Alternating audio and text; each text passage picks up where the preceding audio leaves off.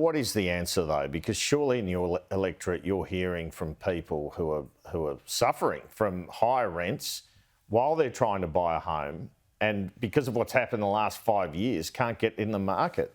Is there an answer, or are things in places, prices in places like Sydney, like a runaway train? It's too late for young people. Well, it's true that we're in a full-blown housing crisis. In my electorate of Parramatta, house prices have gone up by 12% over the last 12 months. Rents have gone up even more, 23% over the last 12 months. And that's why the government has announced $32 billion in new housing initiatives since we came to government. $32 billion to increase supply and get more people into homes. Now compare that with the opposition leader who had his big chance in his budget reply, and he did not announce a single new dollar for housing supply. And that's a pretty extraordinary position for the Liberal Party to take at a time when everybody says that the problem is housing supply. Yeah, okay, so you just called it a full-blown housing crisis. Do you accept that the immigration that's occurred has contributed to that? Absolutely. There's no question that high levels of immigration put pressure on housing prices. But the government's allowed that. No, that is a consequence of the bounce back through COVID, and that's why the government has a plan to reduce immigration levels by a half between last year and next year. All right, supply's really a state government responsibility, but has it got to the point where the federal government has to make a big contribution with supply because the situation's that bad? Absolutely it has.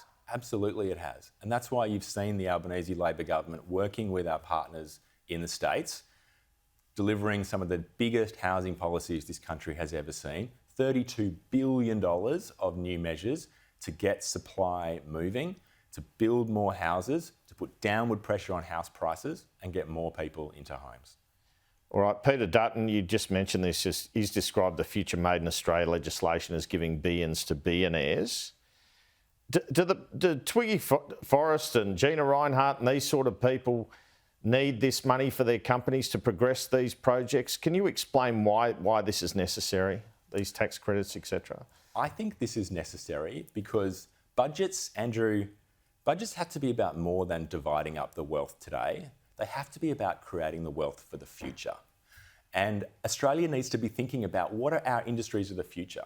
What are the jobs that the next generation are going to get? And you know, for example, the world is in the middle of a massive battery boom, and Australia has half of the world's lithium. Surely we back ourselves to get our share of that boom? Australia has some of the world's biggest solar resources and lots of neighbours in Asia who import energy. Surely we back ourselves to create an export industry, and that's what Future Made in Australia is all about. And that's fair enough, but can you see how it would grate with voters to see, you know, these billionaires get the money? That's what Peter Dutton's playing on there. So why is it necessary for them to be propped up if these are industries which are going to work going forward? Because we've been talking about these industries for decades. We've been talking about critical minerals, we've been talking about green hydrogen, and you know what? We haven't catalysed those industries to grow and create the jobs of the future. In fact, Australia has gone backwards on Harvard's Index of Economic Complexity. We now sit at 93 out of 133 nations. And finally, we have a government who's going to back Australia to be successful in those industries of the future that we've been talking about for decades, but never gotten off the ground in a substantial way.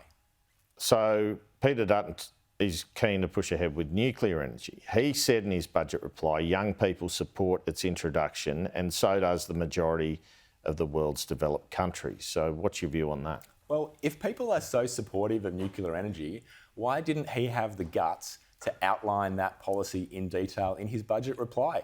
He said he was going to do it. We were all sitting there waiting with bated breath, and he had no information on costs and no information on locations. I think the people who don't like nuclear energy are actually sitting in Peter Dutton's party room holding him back on this policy.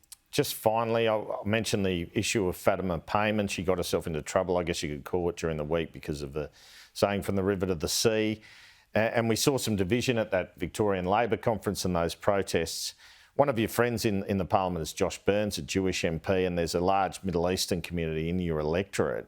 So what's your take on how the government has handled this issue generally and the Fatima payment situation? Look, I think the government has been incredibly clear and consistent on this issue from day one. From day one, we've been calling for international law to be upheld. From day one, we've been calling for civilians to be protected. From day one, we've been calling for humanitarian aid to help those in need.